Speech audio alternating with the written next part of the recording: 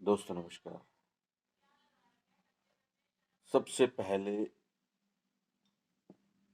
इंसान ने पत्थरों में चिंगारी से अग्नि की पहचान की, उसे हम खोज कहते हैं। और अग्नि के बिना तो आपको पता ही है, बहुत सारी बातें संभव नहीं है। तो अगर पत्थरों को टकराने से चिंगारी निकलती है और इंसान ने उसको खोज लिया, अग्नि कह दिया, इसका मतलब है कि पत्थरों में चिंगारी पहले भी थी, आगे भी रहेगी। फिर खोज कर ली इलेक्ट्रिसिटी की, flow of electron is called electricity. तो इसका मतलब इलेक्ट्रिसिटी पहले भी थी इसी रूप में और आगे भी रहेगी।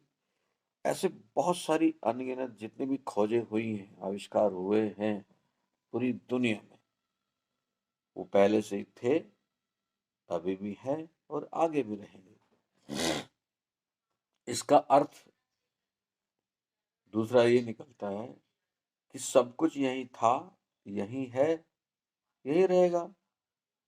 पहले भी खोजा, अगर अब खोज लिया गया है तो पहले भी खोजा गया होगा, आगे भी खोजा जा सकता है। कुछ हमने यहाँ बनाया नहीं है, यही है सब कुछ, बस यहीं से ढूंढा है। तो जब हम ढूंढ सकते हैं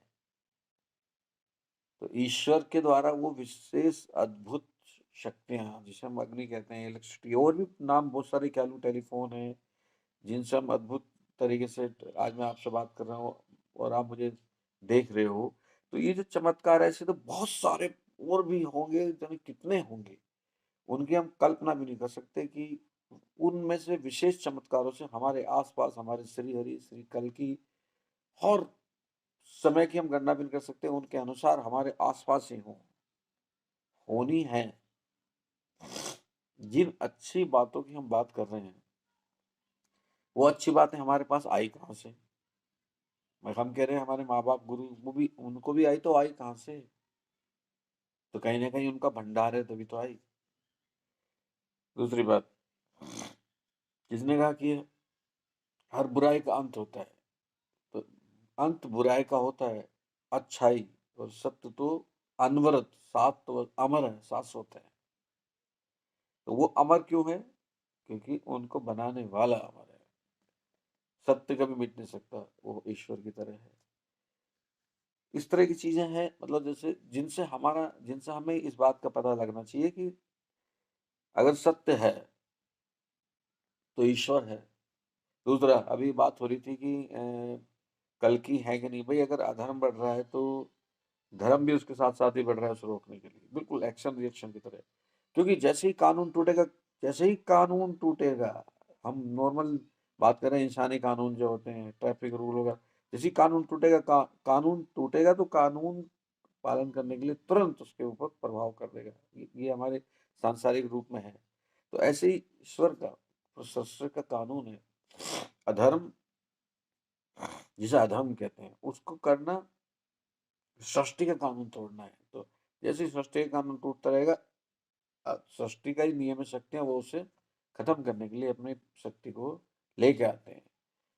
और अवतार जो विशेष रूप से उस चीज के लिए अवतरित किए जाते हैं, वो अधर्म का मतलब यह है कि प्रकृति के साथ जो छेड़छाड़ किसी भी रूप में हुई, उसको रोकना और बाकी लोगों को बता के उनकी शक्तियां शामिल करना, बाकी लोगों को जागृत करना होता है, ताकि उससे संबंधित वो चीजें, ईश्वरीय इस सृष्टि में जो छेड़छाड़ हो रही है, उस छेड़छाड़ का प्रभाव इंसान पर पड़ता ही है। इंसान जागता तब है जब उसको खुद कोई प्रॉब्लम होने लगती है। बहुत सारे वीडियोस में इस तरह की बातें होते हैं, लोगों को कल्कि के रूप में एक इंसान को देखने का आकर्षण है।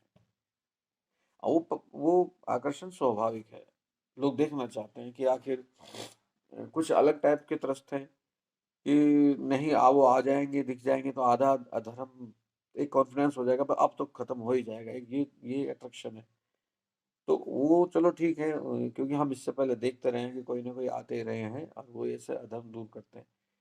अगर अभी आपको लग रहा है कि अभी कोई इस तरह का व्यक्तित्व नहीं है, तो ये जरूरी नहीं है कि वो जब आएंगे तभी वो अधर्म को मिटाने का काम चलेगा। जैसे उदाहरण बता रहा हूँ, मान लो किसी प्रदेश का मुख्यमंत्री है, ज़रूरी नहीं कि वो हर समय प्रकट हो, हर समय दो राय कर ले अपने राज्य के किसी भी जगह का।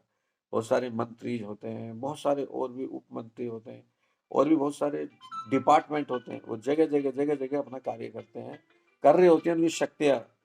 ज़रूरी नहीं कि मुख्यमंत्री आपसे मिले हर समय और हर किसी से मिले नहीं। जब उनका प्रकट होने का जब उनको लगता है कि मुझे अब प्रकट होना चाहिए, तब वो जाते हैं। तो ऐसे ही हमारे बीच में वो हैं, शक्तियाँ उनकी काम कर रही हैं, वो हैं। दोस्तों कैसा लगा वीडियो ज़रूर बताइएगा।